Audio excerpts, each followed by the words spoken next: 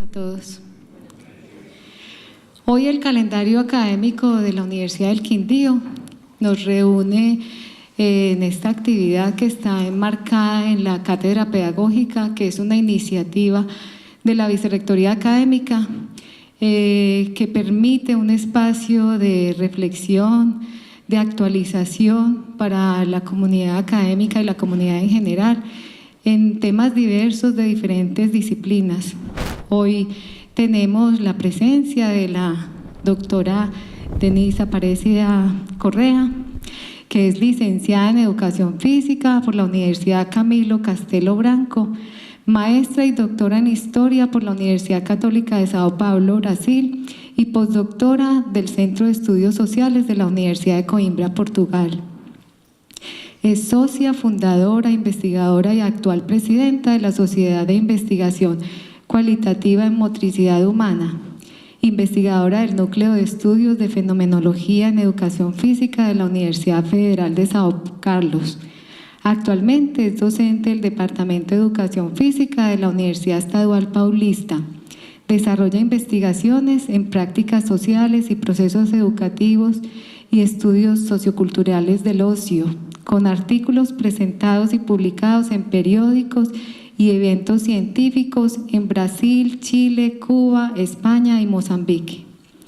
En el día de hoy, la doctora Denise dialogará con nosotros sobre las posiciones del profesor Paulo Freire, quien actúa en la educación popular con proyecto político de alfabetización de jóvenes y adultos. Asimismo, los efectos de la educación bancaria y sus procesos negativos en la autonomía.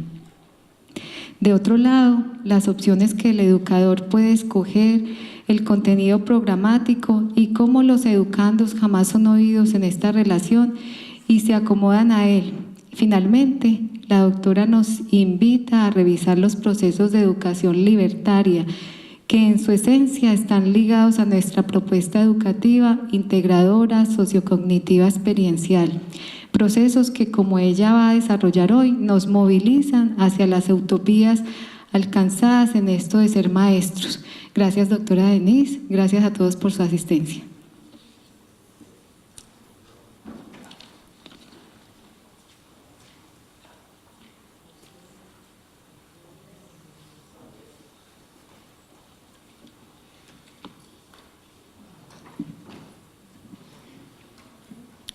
Buenos días a todas y a todos. Muchas gracias por la presentación. Es con mucho gusto que estoy acá compartiendo muchas cosas. Entonces, me gustaría de saludar primeramente a doutora Marta Luz Valencia, vice-rectora académica, doutora Zaira Camargo Martínez, directora del doctorado en Ciencias de la Educación, y en nombre de doctor Johan Cardona y doctor José Ender Ayala, cumprimento, saludo, agradeço a todos los profesores y profesoras aquí presentes, los estudiantes de posgrado, de pregrado. Es para mí muy significativo estar acá en Colombia. E agradeço também, hablando de la oportunidade de estar acá, agradeço todo o esforço, empenho em compartilhar com vocês conhecimentos, experiências pela primeira vez em Colômbia, muito saborosas, com café, com arepa, muito amorosas, com a família do Sr. Bustamante, que me acolheu com muita generosidade, muita amorosidad. Muchas gracias por todo. Hablando de Paulo Freire, tenemos que hablar de la amorosidad, porque para ella la amorosidad es pensar la educación. Sin la amorosidad no hay educación. Es un principio fundante, ya que educación es um princípio fundante do humano. E se isto não há processos educativos e não há educação desde o ponto de vista deste educador brasileiro. Então, Me gostaria começar nossa conversação, nossa charla de hoje com uma breve apresentação de sua trajetória, porque Paulo Freire tive desde logo uma experiência formativa com a educação que lhe hizo cambiar muito sua trajetória, porque inicialmente ele começou com a graduação em Direito, pero não chegou a atuar na profissão de advogado, especialmente por uma situação em que, em sua primeira experiência como advogado, tinha que, como posso dizer em espanhol, teria que retirar uma família de sua casa, porque a família não tinha mais condições de pagar os custos del alquiler de la casa, e o primeiro processo jurídico que estava fazendo era este. E ele não teve condições de fazer isso. Então, começou a estar em dilema muito grande, porque não se podia trabalhar assim. Então, com uma influência muito forte de sua primeira esposa, Dona Elsa, ele começou, que era uma educadora, ela era uma professora de educação da infância, foi muito influenciado a deixar a profissão de advogado e começar na educação, porque ele disse em muitas charlas, o próprio Paulo Freire disse isso, que sua esposa disse que ele era um grande educador. E sua atuação ao mundo era de um educador. Então, não poderia deixar de isto. Portanto, ele se tornou professor, foi professor de História de Filosofia da Educação da Universidade de Recife. Ele nasceu em Pernambuco, que é um estado do Brasil, e a capital é Recife. Por isso, viveu muitos anos na região Nordeste, vendo muito cerca todas as condições que a população, principalmente rural, analfabeta e muito pobre, vivia.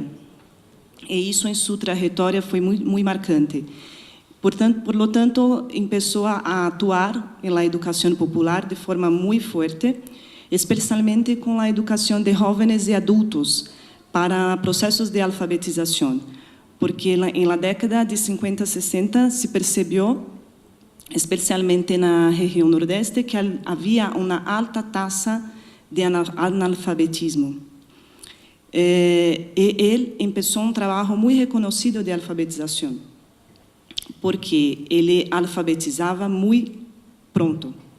E isto era muito interessante na época, num primeiro momento, em razão do contexto histórico do Brasil, que necessitava que as pessoas fossem alfabetizadas para votar.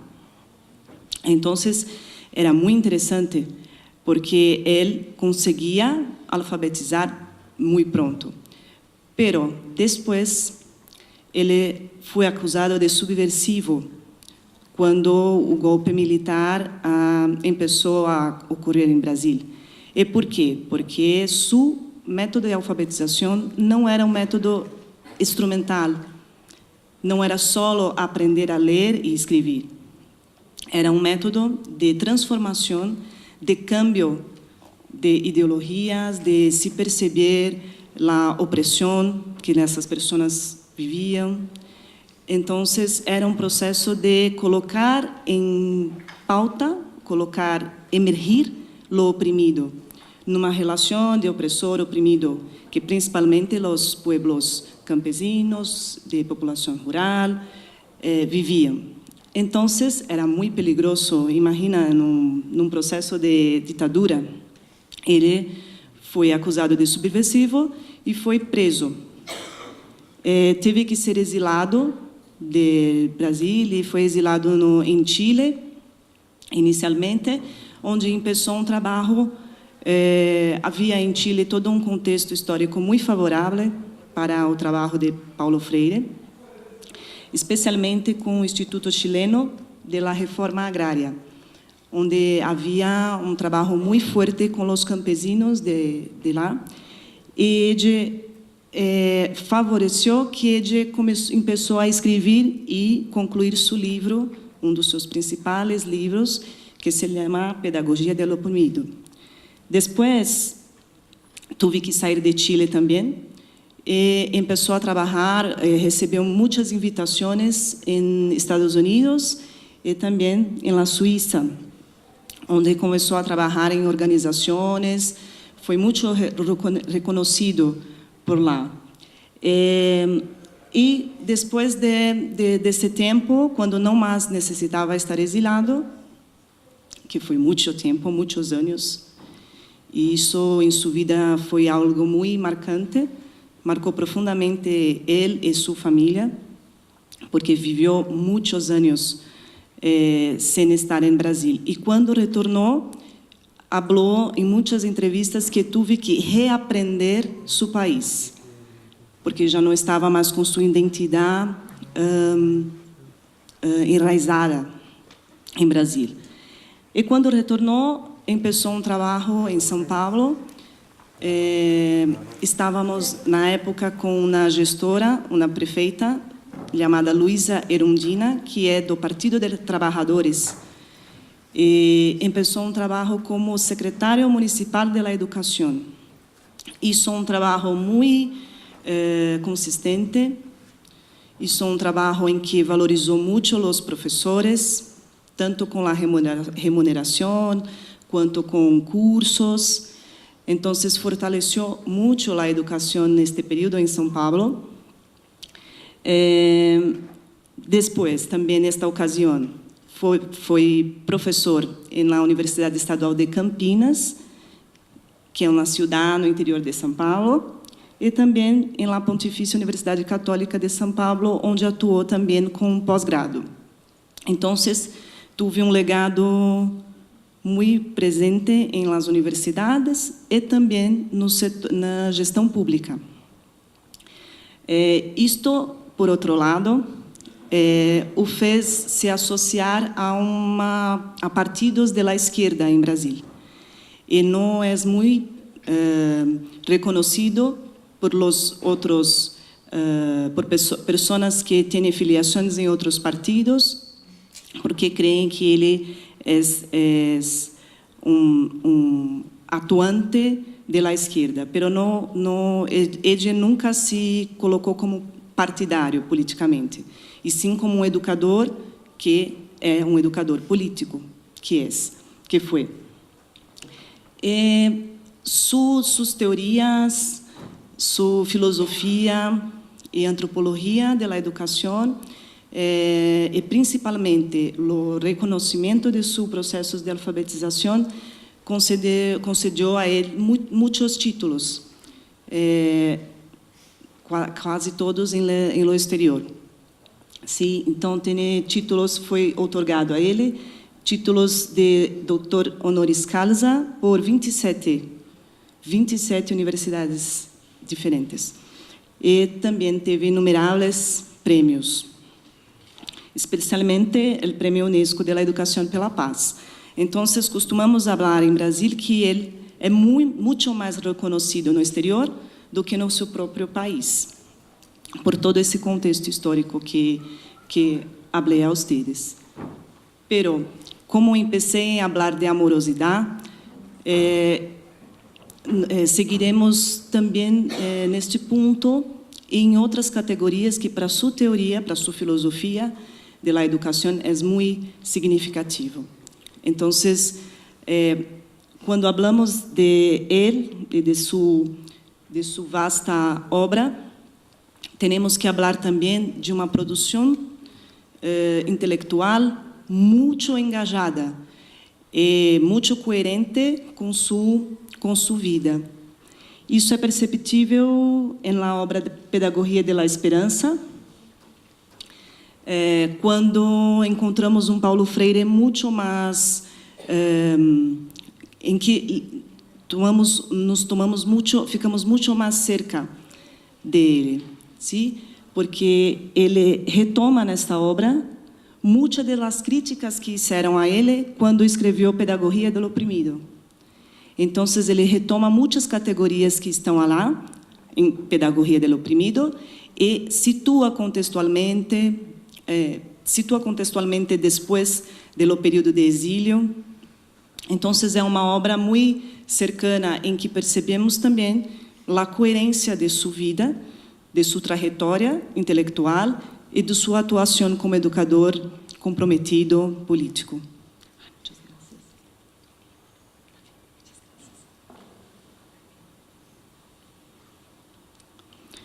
Muito bem. Então, ele gostaria de destacar estes dois pontos, mas sua obra é muito ampla. Temos também outras obras em que tem experiências de ele quando estive em África, que é muito interessante também. Estive particularmente em Angola, no processo de independência, da colonização, e foi uma participação também atuante. E é uma obra que também nos permite perceber como que ele se engajava nesses processos também de libertação. Muito bem.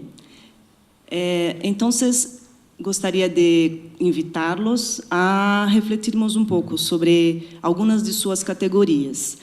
E trago a Mafalda, porque Mafalda é muito perspicaz. E esta charge toca em vocês, em algo? Te recuerda de algo quando mira para ela e o que ela disse? Ela disse, ao final, acá. Então, tens um cordão em que ela está tentando aferir, medir sua cabeça, e depois ela diz, será que aqui cabe tudo o que vão me meter em la cabeça? O que será? Creio que muitos, ou alguns de vocês, têm já alguma leitura, aproximação com a principal categoria de Paulo Freire. O que nos traz esta charge? O que vocês acham?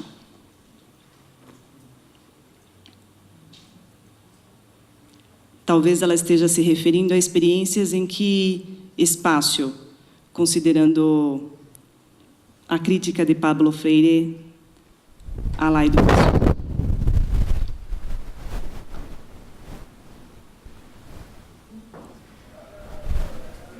Buenos días. Muchas gracias.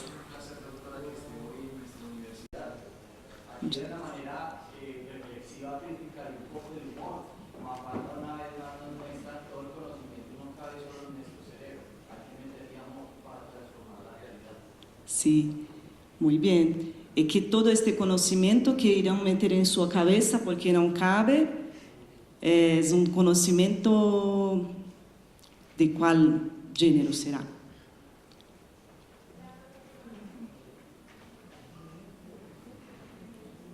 Sim, para refletirmos. Não é preciso respostas prontas, listas, porque isto também tem que ver com sua crítica. Sim? Grandes críticas, creio que a maior crítica, ao que ele chama de educação bancária. Então, a educação bancária é encher nossos estudantes de informações. E há protagonista sempre. Este protagonista é actor, é o que atua permanentemente em processos educativos. Sim? Normalmente, o professor. Sim? E acá temos os alunos. E com essa expressão, alunos, seres que não têm luz e que, portanto, alguém tem que destacarlo, colocar a luz em eles. Então, os educandos nesta situação, nesta categoria de educação bancária, são meros objetos, porque não actuam de verdade, não são sujeitos de sua própria educação, são apenas objetos deste ponto de vista da educação bancária, que é a sua maior crítica. especialmente quando escreveu Pedagogia del Oprimido. E nesta obra ele hace todo um aprofundizado nesta categoria. Por que usa bancária? O que tem que ver bancária? Né? Então, é como a alusão que hace é uma alusão ao banco, como se depositássemos e depois queremos sacar. Ele faz esta alusão a uma banca. Acá é banca, sim? Quando vamos fazer algo. É isso. Então, depositamos conteúdos, informações, muitas coisas, e depois queremos, em uma prova, uma avaliação, sacar isto de nossos estudantes, num processo de mecanização, memorização mecânica. Então, sua crítica é que nesta concepção de educação há uma concepção de ser humano como um recipiente vazio, uma tábula rasa, como se venimos à escola ou à universidade rasos, sem nada, e que alguém irá preencher esse vazio, alguém que não eu. Por isso, não actuo. Sim? Então, ele diz, quanto mais vai llenando, enchendo os recipientes com seus depósitos, tanto melhor educador será. Enquanto mais se deixam docilmente encher, llenar, tanto melhores educadores serão. Está claro esta citação para vocês? Ok. É porque às vezes a tradução é um pouco complicada, mas me preocupo com isto. Então, quanto mais disciplinados e dóceis meus educandos, melhor. E isso é muito...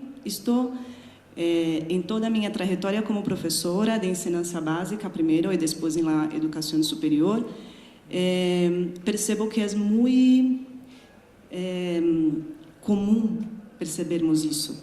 Basta que hacemos uma coisa diferente com nossos educandos, como trabalhar com músicas, como trabalhar num formato sem as cílias enfileiradas, com as cílias em círculo ou um pouco desordenadas, com os educandos e as educandas falando entre si, compartilhando coisas, para alguém chegar e dizer: professora, organize, isto é uma bagunça, isto não é uma classe. Sim? É como se tivéssemos que aprender, e para aprender, tivéssemos que ter esta configuração. Sim? Como estou aqui agora. Me sinto até mal. Pero é a configuração desta sala. Mas nos ponemos a pensar sobre isso. Muitas vezes chegamos na escola ou na universidade e de pronto a estrutura é essa. Sim? E como haremos? Nos adaptamos, nos incomodamos, hacemos coisas diferentes. Creio que são coisas que são muito importantes enquanto educadores e educadoras temos em conta. Parece uma coisa muito simples, que não faz muito sentido, mas desde esta fundamentação faz muito sentido, porque nos colocamos os educandos e as educandas em uma posição de desigualdade, em uma relação não horizontal, uma relação vertical. Alguém sabe mais e alguém sabe menos. Portanto, também trago para irmos refletindo alguns poemas. Gosto de fazer isso porque também aprendemos com a arte, com a poesia, com a Mafalda, né, com o humor, como disse o nosso colega. Então, isto também é aprendizado. Sair um pouco e cambiar nossas reflexões para outros campos também é muito importante. Então, Moacir Carneiro, que é um poeta literário, ele disse assim: quando entro la escola lista, las clases listas, las actividades listas, los programas listos. La evaluación lista. Qué bueno sería si la escuela no me impusiera una segunda naturaleza. Me asistió a mí mismo, a recrearme. Qué bueno sería si la escuela me abraza, me acolhe yo mismo, en mi naturaleza. Este é um poema que nos diz muito de la concepción de humano de Paulo Freire. Para Paulo Freire, somos seres de la curiosidad. A curiosidade é uma categoria muito importante em sua filosofia e antropologia de la educação. Porque se somos seres de la curiosidade, nossa natureza é já ter uma leitura do mundo quando legamos a la escola ou a la universidade. Temos uma leitura do mundo, por lo tanto, não somos recipientes vazios, não somos tábuas rasas em que alguém precisa encher ou llenar.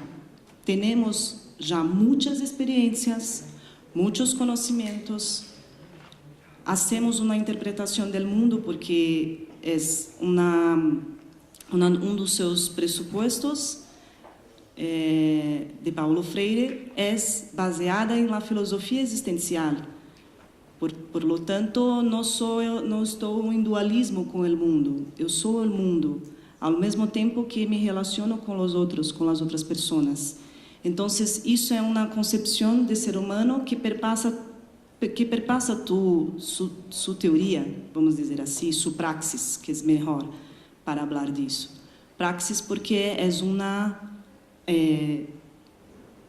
não há também um dualismo teoria-prática para entendermos esta concepção de educação. As coisas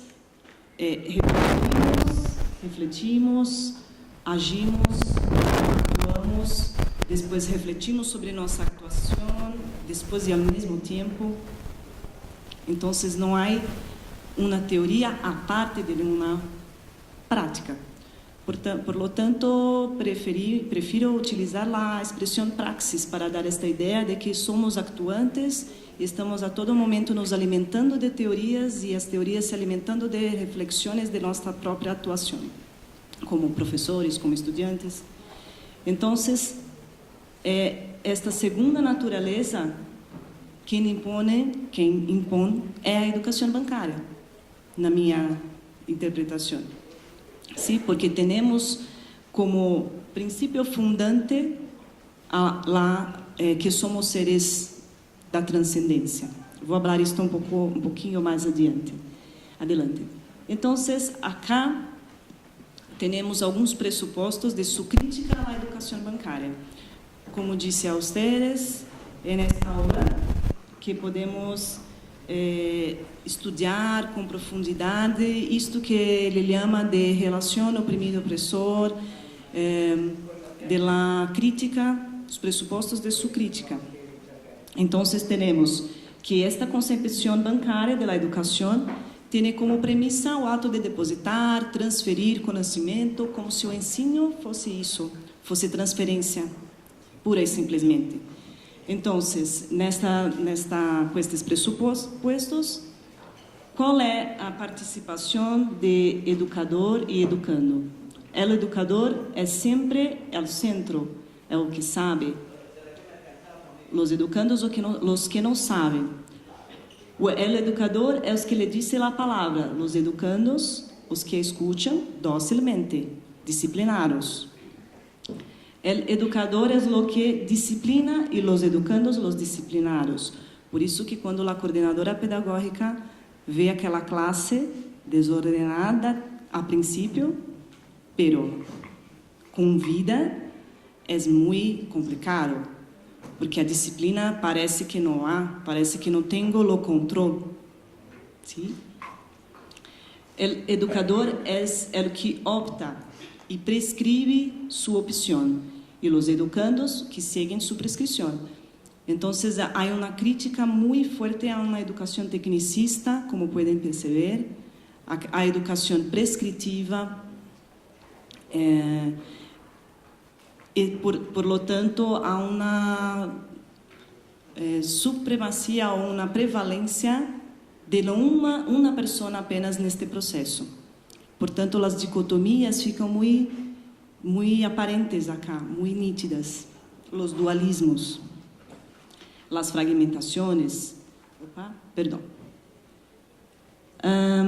O educador é o que atua, os educandos que têm a ilusão de que atuam na educação do educador.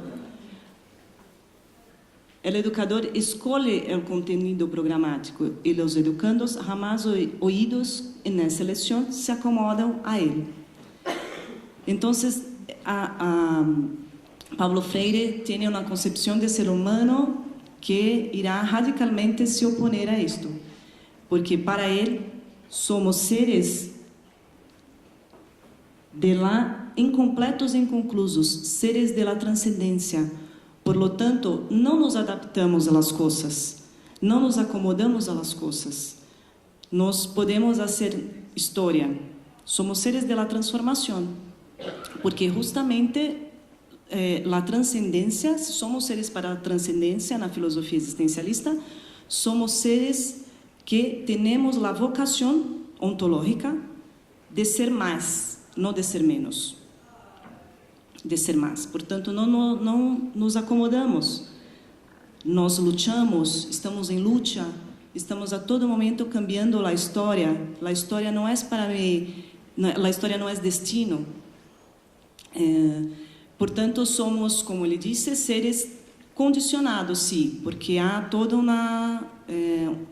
os condicionantes em la vida em sociedade, as desigualdades, gênero, racial, classe social, idade, nos condicionam a certas coisas, sim, nos impõem certas coisas, pero não determinam nosso destino. Por isso que ele habla que somos seres condicionados, pero não determinados.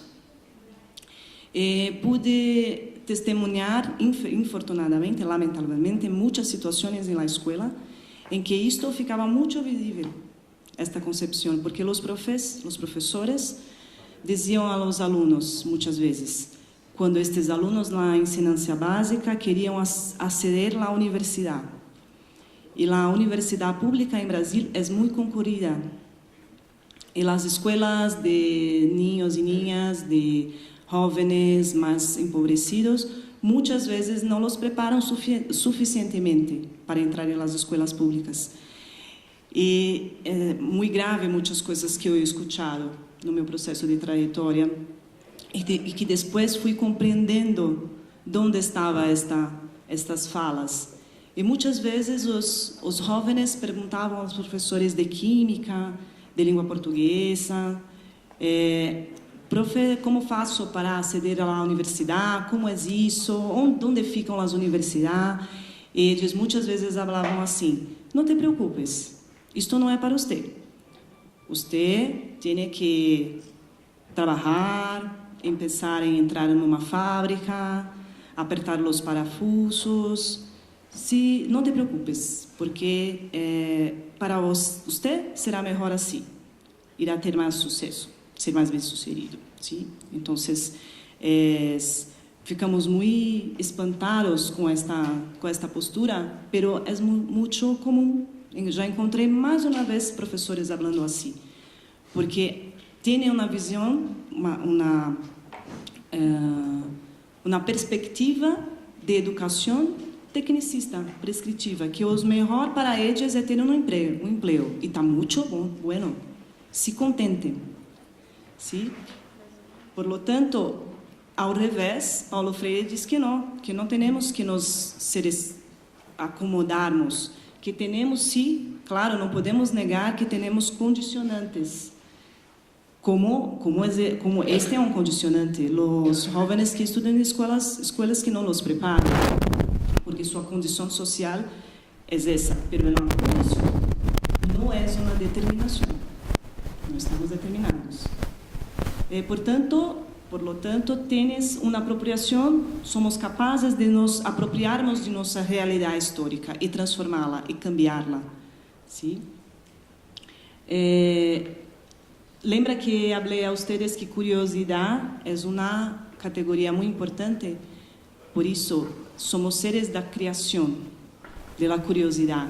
Aprendemos com a curiosidade, queremos saber coisas, estamos involucrados nisso, somos ontologicamente assim, somos humanos por isso. Temos muitas coisas a conhecer, mas quando chegamos na escola, se está tudo listo, se não tenho nenhuma participação, se não tenho voz, se não consigo falar, se não há espaço para este diálogo, esta minha capacidade criadora vai se diminuindo. Muitas vezes achamos que é errado, é equivocado ser criativo, é inoportuno ser curioso. Por lo tanto, somos educados a uma perspectiva claramente da prescrição. E se aprendemos isto em 12 anos que estamos na escola, depois é muito difícil, quando somos professores, a cambiar. ¿Sí? Por lo tanto, por isso que temos que ter muita atenção com a formação de professores. Como não somos seres determinados, sempre é possível cambiar, transformar-se. Portanto, Paulo Freire defende que devemos afirmar esta relação dialógica. Vou falar sobre isso um pouquinho mais adelante, pero como perceberam em sua concepção de ser humano, ¿sí? Esta relação dialógica entre educadora, educandos e educadores, ela, se não perpassa por um cambio, ela não se firma. É preciso cambiar os referenciais. É preciso muitas vezes transformar a classe, cambiar as silhas, cambiar as cadeiras. É preciso começar a pensar que temos uma relação horizontal com nossos educandos, que não sabemos tudo. Nunca, nadie sabe tudo. Sempre temos ignorâncias. E nossas ignorâncias não são falhas. Não. Pelo contrário, é a riqueza de ser humano, de aprender com os outros, de compartilhar a vida. Por lo tanto, nesta concepção da educação, a educação é uma busca constante por transformação da realidade, cujo resultado é sua humanização. Então,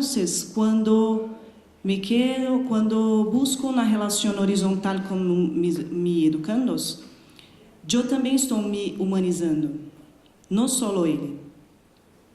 Eu também, neste processo, estou em um processo de humanização, porque reconheço que não sei muitas coisas e que posso cambiar muitas coisas que aprendi também. ¿Está seguindo bem? ¿É compreensível? Sim? Muito bem. Existe uma frase dele muito conhecida, porque estuve em seus trabalhos em sua obra Pedagogia da Autonomia, que disse: nadie educa a nadie, nadie se educa a si mesmo. Los hombres e las mujeres se educam entre si, mediatizados por el mundo. Por isso, é improvável pensar que ensinamos quando estamos transferindo conhecimentos, porque ninguém dá autonomia a ninguém doa. O saber não é uma doação. O conhecimento não pode ser doado ao outro. É sim construído, refeito, reelaborado, tem conflitos sempre. Por lo tanto, nossos educandos não são objetos. Sim? Tem uma relação recíproca, e esta relação é impossível ser desconectada do mundo. O mundo está aí.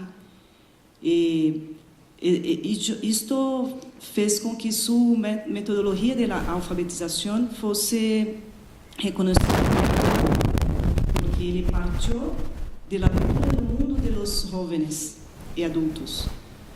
Então, quando empiezo a ler e escrever com as palavras generadoras, como ele nomeou, as palavras generadoras eram palavras que estavam no mundo vida das pessoas. Então, não eram palavras escolhidas ao acaso ou porque era muito bonita, né? Não, eram palavras que faziam parte daquilo que as pessoas já tinham de leitura do mundo.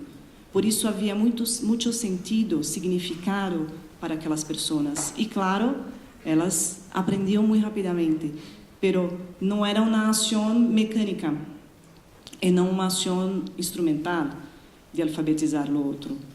Porque quando falavam de suas condições de vida, de sua realidade histórica, falavam também de relações de opressão, de relações de exploração, de patrão e empregado, de suas condições de vida e sua relação com o patrão.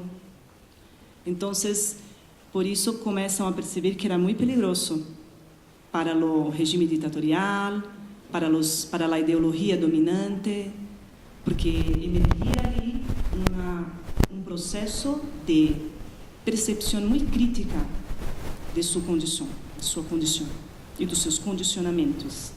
Por lo tanto, no processo de libertação que ele se refere é isso. Me vou percebendo que há um opressor e que tenho em minha história de vida a aderência a ele, porque muitas vezes achamos que ele está nos fazendo o melhor, o patrão, o professor. Quando o professor disse naquele exemplo que contei a vocês, quando o professor disse é melhor para você ir para a fábrica, achamos que ele está fazendo o melhor para nós outros, um conselho muito pertinente, muito bueno, porque não percebemos que há todo um processo de dominação ali presente em sua fala, de opressão. Por lo tanto, esta educação também é muito revolucionária e foi muito revolucionária em Brasil naquele momento. Por isso que ele teve que sair do Brasil, corria risco de vida. Muito bem. Então, para ele ensinar, existe disponibilidade para o diálogo. E que diálogo é esse?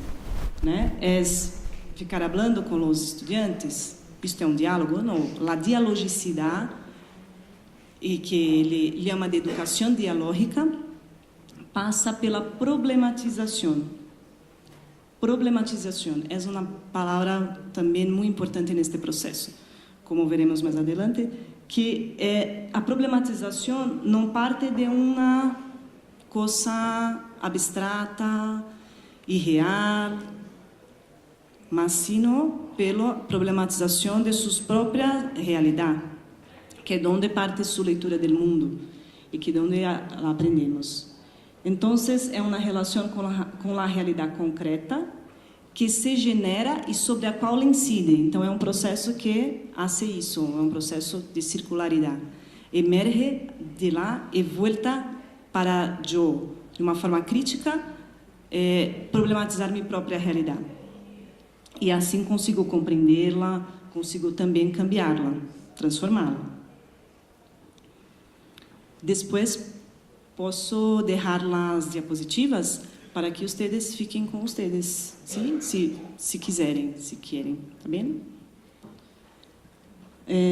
Muito bem. Então, outra categoria muito importante quando falamos de pedagogia dialógica, de dialogicidade, falamos também esta leitura do mundo está muito profundizada numa categoria que ele chama de saber de experiência, ou saber de experiência hecho, que é aquilo que as pessoas traem de sua vida, de suas próprias formas de lidar com os conhecimentos.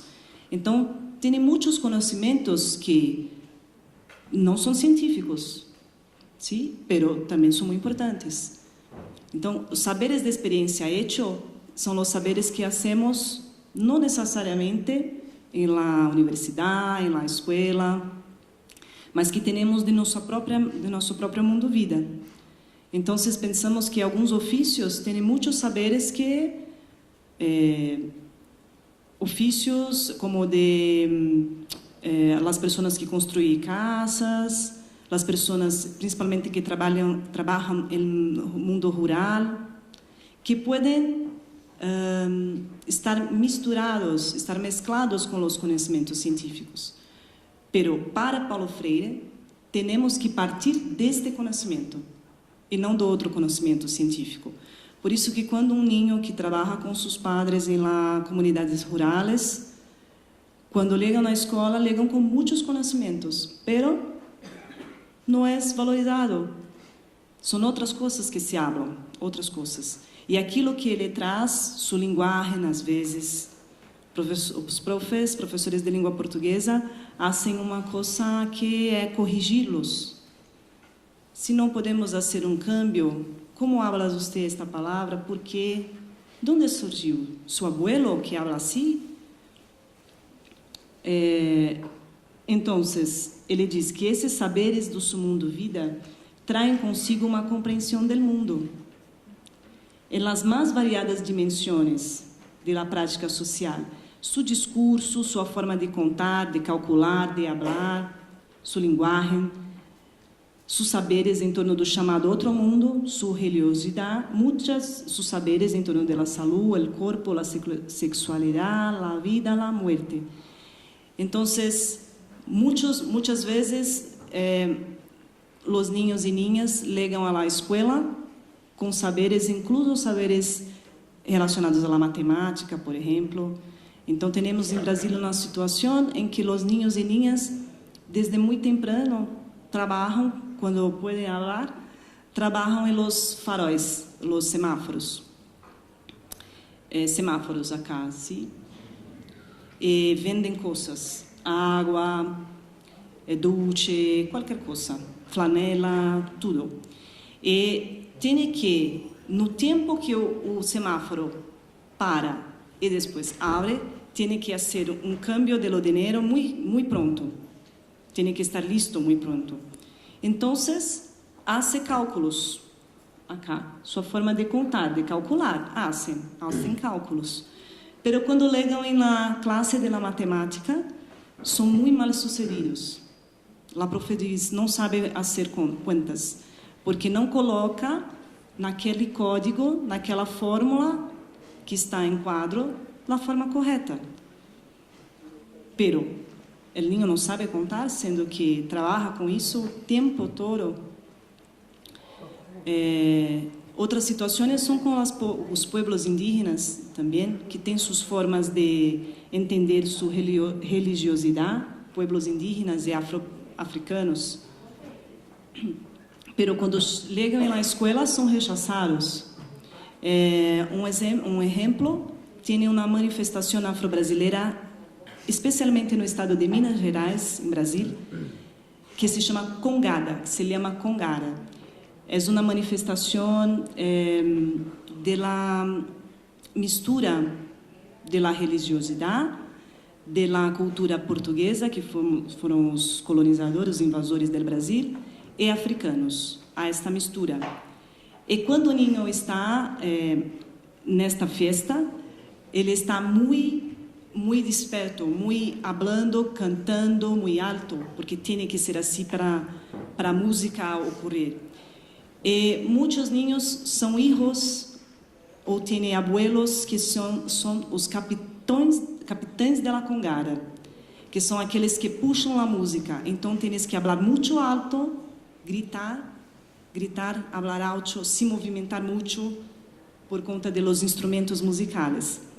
E os filhos deles, quando chegam à escola, são muito mal vistos pelos professores, porque na escola, imagina, vive movimento, hablando, não se queda muito sentado, então é um tormento, atrapalha, não se pode, sempre estão de castigo, é uma pelea com os profes.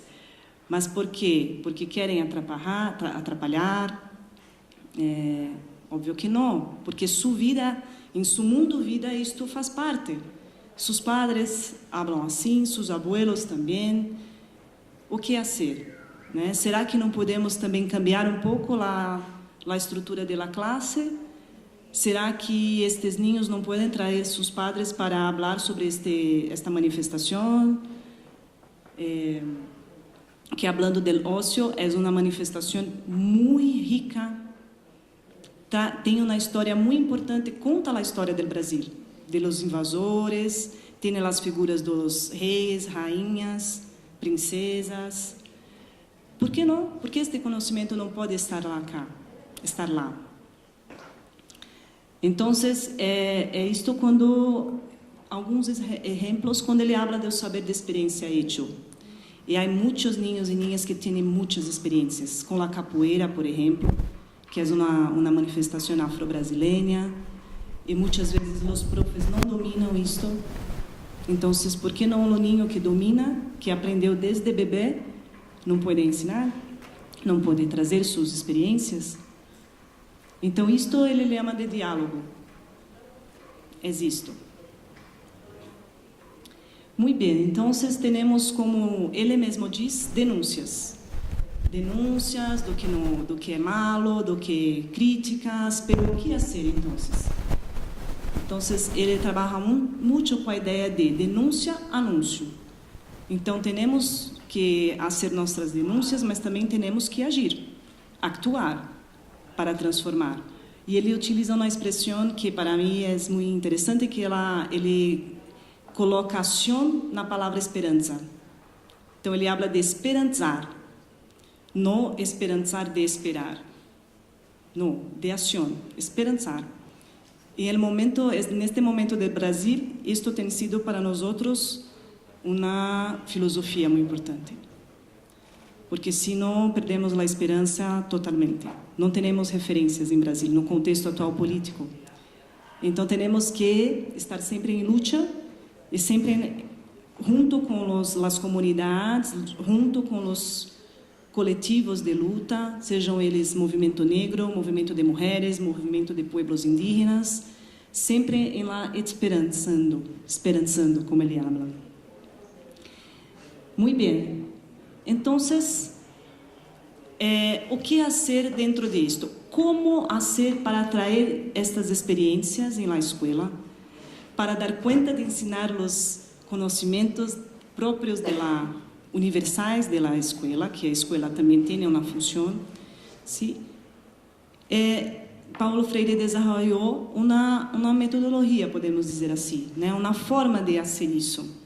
Então, primeiro, dizemos assim, como trazer essa leitura do mundo que eles têm.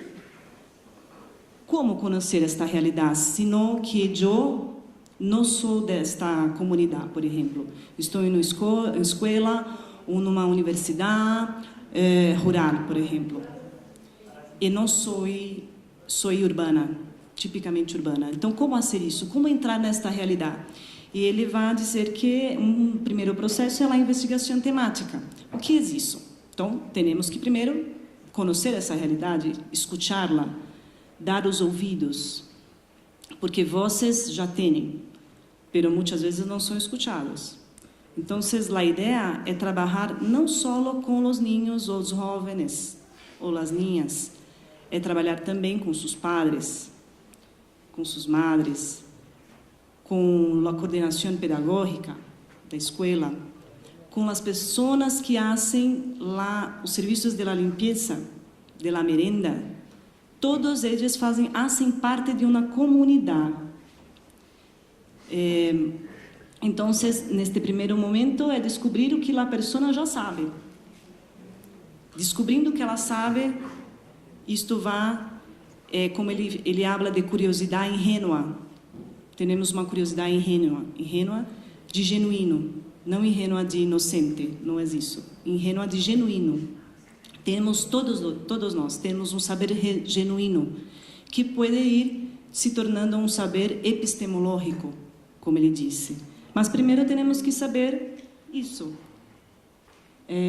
Depois, isto irá por um processo de significação. Então, descobrir qual é o significado destes saberes para eles. E isto é um processo de compartilhar o conhecimento entre eu, que não sei o que ele sabe, e ele que sabe alguma coisa. Um terceiro momento é a problematização. Sim? É interessante, eu tenho uma experiência neste momento aqui, por isso que coloquei esta parte, né? O diálogo se hace necessário, pois puedo equivocar-me em minhas interpretações ou ter uma visão limitada. É interessante porque tivemos uma experiência com estudantes de la salud, de enfermagem, educação física e pedagogia, em que estivemos em uma comunidade muito empobrecida em São Paulo, no interior de São Paulo. E ao chegar lá, os niños e niñas estavam jogando futebol em uma cancha e jogavam. E quando terminou o jogo, eles foram tomar água. E quando foram tomar água, colocaram a boca direto na torneira. E imagina, os estudantes de enfermagem ficaram apavorados, desesperados. Não se pode. Educação física também. Ficaram impressionados. Não, terá muitos problemas. Não se pode fazer isso. E os niños ficavam assim, e não numa reação um pouco, não de querer saber, mas tipo, vocês não sabem o que se passa cá. A cara de los niños estava assim, vocês não entendem nada, não estão entendendo nada disso. E foi muito bueno, porque eles perceberam que, quando perguntaram para o ninho por que estão colocando na boca, o ninho disse, porque tenta abrir a torneira. E os estudantes fizeram a abertura da torneira, não caiu água. A água não tem pressão suficiente para sair quando abre a torneira. Tienes que sugar a água. Imagina. A minha experiência é que abro a torneira, cai a água. Essa é a minha experiência. Então, o que é melhor? Ficar com uma bactéria ou morrer de sede? ¿Sí? Entonces, es muy interesante porque los niños saben mucho, y eles falaram isso para eles. Por lo tanto, se eu não estou disposto a escutar, se eu não estou disposto a ouvir, a perguntar, se acho que já sei tudo, ligo lá como uma enfermeira ou uma professora que professa, e faço toda uma prescrição da saúde, importância, blá blá blá, que tienes que não pode ter bactérias na vida. E isto vai ter algum sentido para estes niños? Não, nenhum. ¿Sí? E acá temos um terceiro processo, que é a problematização. Então, claro, não podemos deixar os niños lá com seus problemas. Fique aí, ok, já aprendi, sei que tem que sugar, tchau. Né? Existe um momento que é a problematização disto. O que haremos?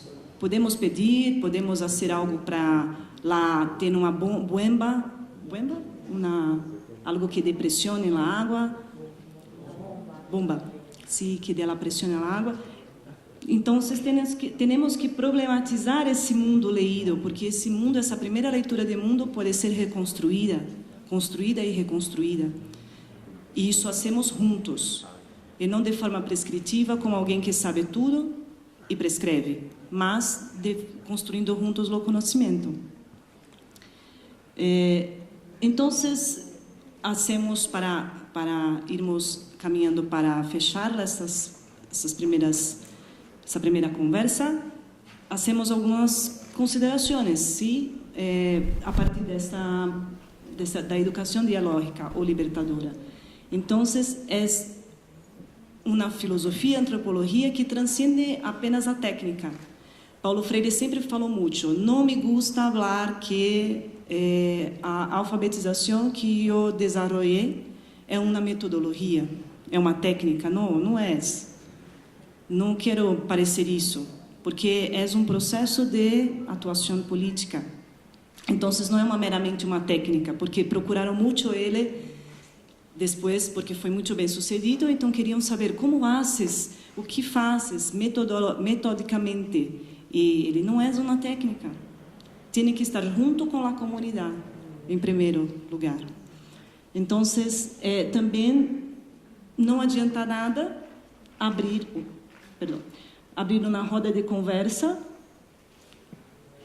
colocar as silhas em círculo, porque a ideia não é, vez ou outra, abrir um espaço para conversar com os estudantes, para os estudantes falarem. Não é, isto não é suficiente, porque a pedagogia dialógica, ela empieza quando você, com a comunidade escolar, prepara junto o conteúdo programático, por exemplo. Sim? Pero em Brasil, não sei como é acá, pero em Brasil as escolas começam o ano letivo fazendo o planeamento, sem sequer os professores saberem quem são seus alunos, seus educandos. Os educadores não sabem quem são seus educandos, pero tens que fazer um planeamento e entregar em uma semana. Então, temos condicionamentos, percebem? Muitos, sistema político, muitos. Pero o que fazer neste processo? Obviamente, em primeiro momento, posso proponer outra coisa. Vamos entregar depois? Não, tens que entregar neste prazo mesmo. Tá bem, então vou entregar, pero não é o que vou fazer, porque tenho que estar com os niños e as niñas, com os jovens, com os padres e madres para saber. E também posso proponer que o projeto político-pedagógico da escola seja a pedagogia dialógica. Então, a investigação temática irá começar antes do início das classes. É muito possível. Muito bem. E temos que fazer uma coisa muito importante nesse processo de prescrição. E temos lá em conta que é muito melhor falar com, ao invés de falar para. Então, ponemos aí a educação prescritiva em crítica, sim? Rompemos com ela. Hacemos junto com as pessoas e não para elas.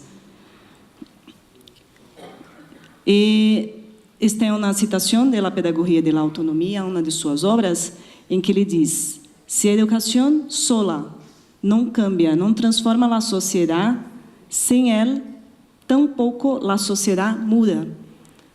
Porque ele sempre foi muito criticado, muito rechaçado por dizer que pero a escola não pode tudo. E ele dizia, sim, não pode tudo, mas pode alguma coisa. E temos que fazer alguma coisa. Sim? E quando ele habla de amor em la educação, amorosidade, fé, confiança nos seus educandos, ele também é muito criticado por ser utópico. Ah, não, Paulo Freire é utópico, isto não cabe. Sou professora há muitos anos e sei que isto não funciona. E assim que gostaria de encerrar com vocês, trazendo uma ideia que, compartilhando desta ideia de utopia, eu comparto com a utopia de Paulo Freire, que é a ideia de um escritor chamado Eduardo Galeano, que é um escritor uruguaio, que diz assim: la utopia está en el horizonte. Me acerco dos passos, ela se aleja dos passos. Camino 10 passos e el horizonte se corre 10 passos mais alá. Por muito que eu camine, nunca lá alcançarei. Então, para que serve a utopia? Para isso serve, para caminhar. Então, caminemos juntos. Muchas gracias por la atención, por todo.